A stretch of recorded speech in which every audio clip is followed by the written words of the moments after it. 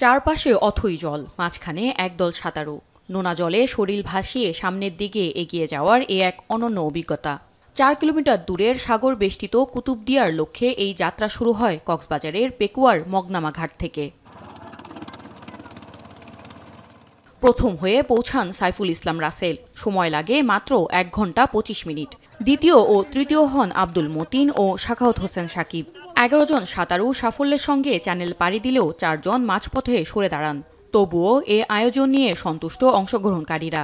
অনেক সুইমিং করার এক্সপেরিয়েন্স ছিল, ওই এক্সপেরিয়েন্সটা আমি এখানে কাজে লাগাতে পারছি। আমার অর্ধেক আসতে আমার তেমন কোনো কষ্ট হয়নি, বাট বাকি অর্ধেক আসতে আমার একটু কষ্ট হয়েছে। অন্যরকম একটা এক্সপেরিয়েন্স, আমার জীবনে প্রথম। আমি অনেক নদী পাড়ি দিছি, কিন্তু সমুদ্র আজকে আমার জীবনে প্রথম।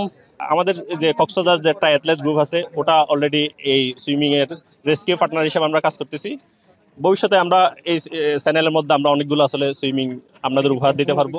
চমৎকার স্রোত ছিল, চমৎকার ঢেউ ছিল। তো যেহেতু আমরা ওপেন ওয়াটার সুইমিং এ এসেছি, এই অ্যাডভেঞ্চারটা আসলে খুব উপভোগ করেছি।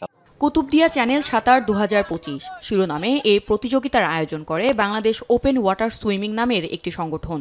প্রতিযোগিতার মিডিয়া পার্টনার এখন টিভি।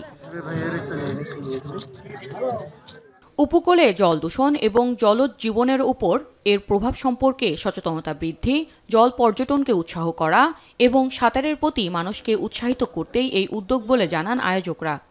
এই আনটাচ জায়গাটা ওয়াটার ট্যুরিজমের নিয়ে অনেক কিছু করার আছে।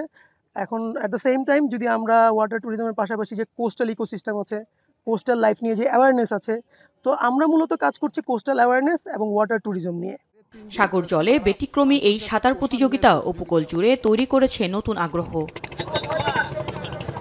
সুরাইয়া আক্তার, এখন কক্সবাজার।